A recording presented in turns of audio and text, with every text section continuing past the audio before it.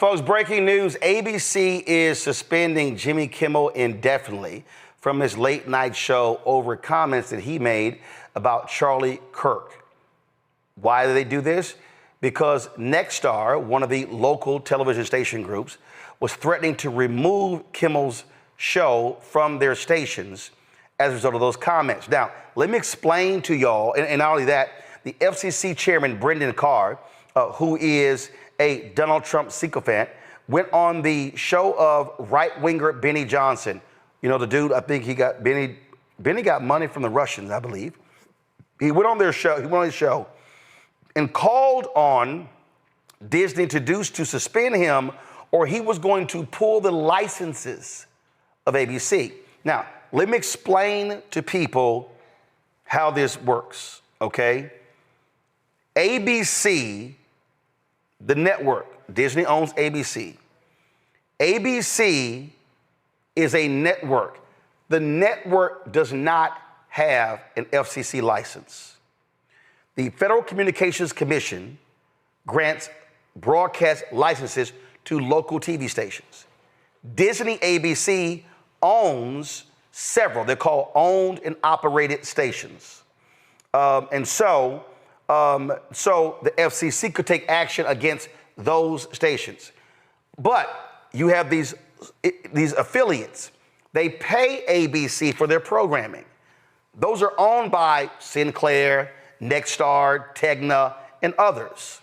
So Nexstar, because they own the stations, could say, we're taking you off the air because we don't want to piss off the FCC chairman who could revoke our licenses, which is very rare, but under Donald Trump, they have been threatening this left and right. The same Brendan Carr has been threatening companies, ordering them to remove DEI, to do all of those different things. He told Paramount, not approving the merger, let's you get rid of DEI. Every company that is governed by the FCC, including some telecoms, are scared to death because Brendan Carr is using his authority to force these people to do the bidding of Donald Trump. And so now we have this news coming out now that they are suspending or removing the show, removing Jimmy Kimmel's show for an indefinite period of time over these comments made regarding Charlie Kirk. Let's go to my panel. Rebecca, I want to go to you. I mean, listen, Donald Trump's remember, he comes in, he settles with Disney. He basically tells Paramount, yeah, y'all gonna pay me up or ain't approving your merger. Same thing. They're kissing his butt. They hire a right-wing ombudsman who has no experience whatsoever in media. What NBC is doing. And so this is about, listen, the Washington Post has capitulated. You got them firing people. They just fired Karen Attiah, opinion writer. They have no black columnists left on their opinion page. All these media people are running scared because Donald Trump is using the authority of the federal government to bring these people to heel. And we now see this here with one of his biggest critics in Jimmy Kimmel. And this comes on after CBS announced they're canceling his other big critic, Stephen Colbert, and his show. Roland, this is the reason why I made the comment that I made during the last segment about you having a telethon or some extended special show really documenting and really showing how the consolidation of the news, how the impact with this administration is really culling down sources of information, how people are receiving information, and the increase of censorship. If people are saying something that the almighty ruler doesn't particularly care for, because people need someone to be able to walk them through what's happening. The reason why it's important for independent journalism and independent journalists like yourself and this type of platform to walk people through this is because we know in traditional media right now they are scared. They absolutely will not do it. It's not that they can't do it. It's they will not do it because of how media is being consolidated and the particular folks who are behind some of the consolidation in media. They're dancing to this administration's beat. And so people really need to understand what's happening and why investing in independent journalism is very important. We see an increase in journalists who have left traditional media who are now going to Substack, and they're looking for other ways to continue to do their craft, to continue to report on news and provide information to the masses of people. But what we're seeing within mass communications is that mass communications is consolidating, where it's going to be limited to one, two, or maybe three, if we're lucky, sources, which is why people really have to lean into independent journalism. People have to understand the critical reasoning and the analysis that journalists and true journalists and trained journalists actually use in reporting information. It's not just you're pulling something off of a wire. It's not just that you're reading a press release. It's not that you just see something posted somewhere else and then you get on camera and you regurgitate what has been written. But it's the who, what, when, where, why, and how. It's asking the primary questions, the secondary questions, the tertiary questions, asking the follow-up questions to make sure that the readers, the viewers, truly understand the why of the particular story that's being reported. So, Roland, you're definitely going to have to be able to do this so people, especially Black America, understands what's happening and understand the information that they're receiving and what that information should look like. This right here, Raven, this was the threat. It happened a few hours ago that forced all of this to happen. This is Brendan Carr, the chairman of the Federal Communications Commission, appearing on the podcast of right-wing conspiracy theorist Benny Johnson. Listen. There's actions that we can take on licensed broadcasters. And frankly, I think that it's really sort of past time that a lot of these licensed broadcasters themselves push back on Comcast and Disney and say, listen, we are going to preempt. We are not going to run Kimmel anymore until you straighten this out, because we licensed broadcaster, are running the possibility of fines or license revocations from the FCC if we continue to run content that ends up being a pattern of news distortion. So I think, again, Disney needs to see some change here, but the individual licensed stations that are taking their content, it's time for them to step up and say, this, garbage, to the extent that that's what comes down the pipe in the future, isn't something that we think serves the needs of our local communities. But this sort of status quo is obviously not acceptable where we are. Carr says nothing about right-wing lies, ever. Now I need everybody to understand, what this was, Andrew, this was Carr threatening ABC, threatening the local stations, and they buckled. Oh, we're taking him off the air for an indefinite period of time. Now, not apology. This ain't even Brian Kilmeade, who said, let's kill the homeless, and he gave this half-hearted apology, was back on the air the next day. No, this is Donald Trump and MAGA forcing big media, mainstream media, to bend the knee and to bow down to him. Yeah, and it is very, very scary to see somebody that's been such a pillar of comedy in Jimmy Kimmel fired because of the comments that he made during a show that is loosely supposed to be satire. And,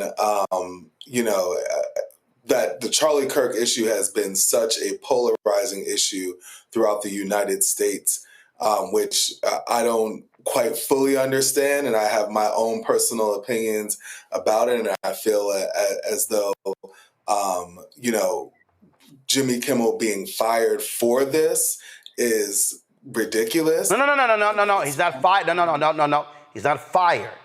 His show is being indefinitely suspended. Go ahead. Definitely suspended for this, and the hypocrisy in which the right is moving. And for journalists who want to tell the truth going forward and want both sides of the story, now they have to be looking over their shoulder and wondering, well, is this going to get me fired? If I report on this person and is this going to be something that possibly ends my career? It's no longer about the truth now to them, right? It's about the impact of how their bosses or how their bosses' bosses might view this, and it's completely hypocritical because the main argument that they're saying about Charlie Kirk is that he was telling the truth. And else tries to tell the truth, they get indefinitely suspended. And last thing about Jimmy Kimmel, he's indefinitely suspended.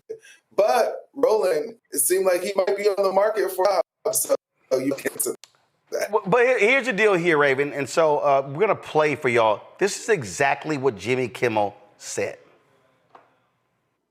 We hit some new lows over the weekend with the MAGA gang desperately trying to characterize this kid who murdered Charlie Kirk as anything other than one of them and doing everything they can to score political points from it. In between the finger pointing, there was grieving. On Friday, the White House flew the flags at half staff, which got some criticism. But on a human level, you can see how hard the president is taking this. My condolences on the loss of your friend Charlie Kirk. May I ask, sir, personally, how are you holding up over the last day and a half, sir? I think very good. And by the way, right there, you see all the trucks.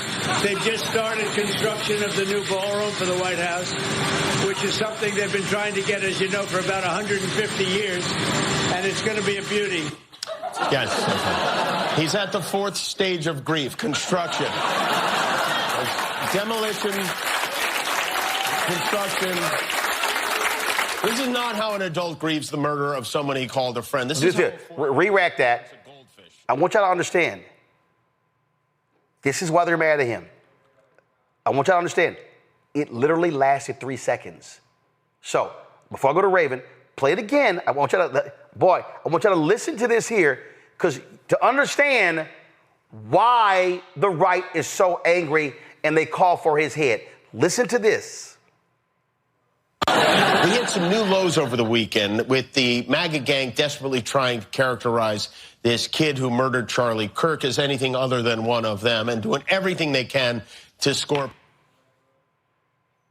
That was it. Trying to desperately characterize him as anyone other than them. So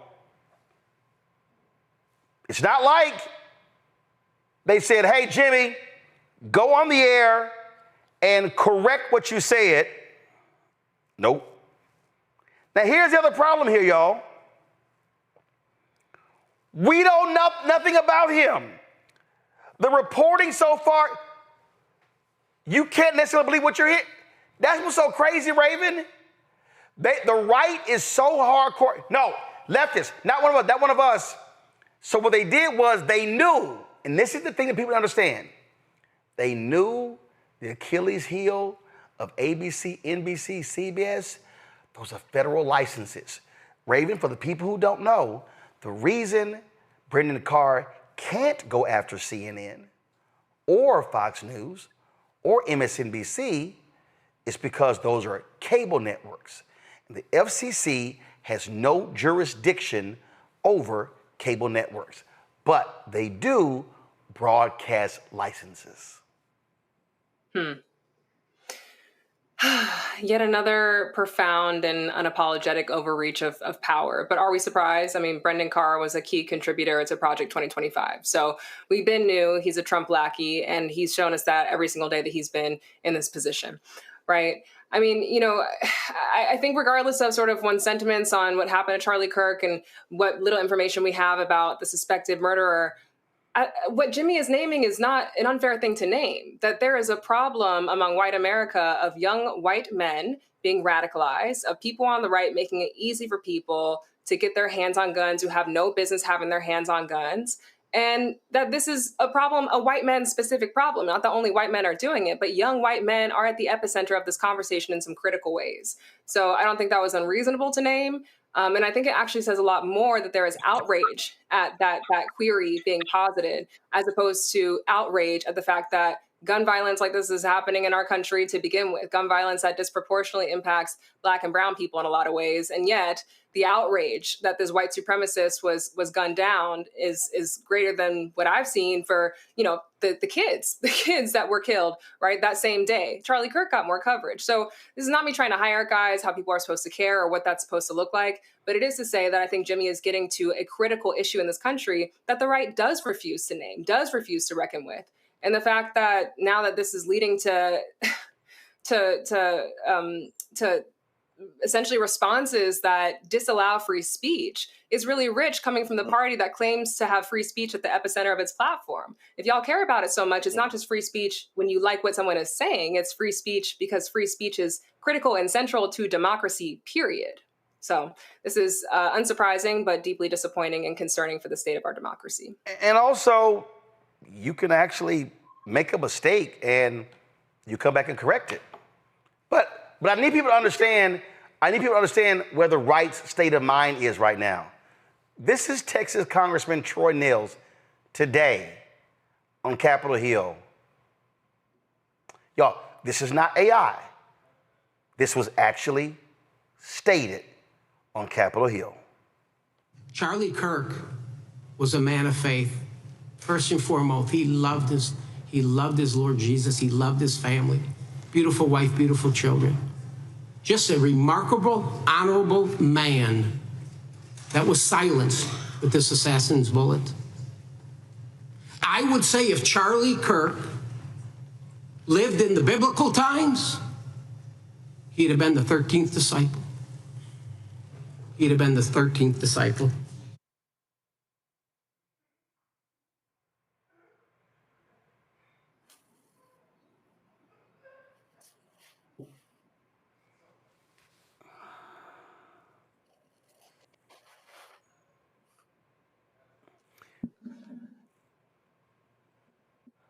He also wouldn't have become a conservative star because if he had been one of the disciples sitting on the teachings of Jesus, he would not have had the opinions that he had.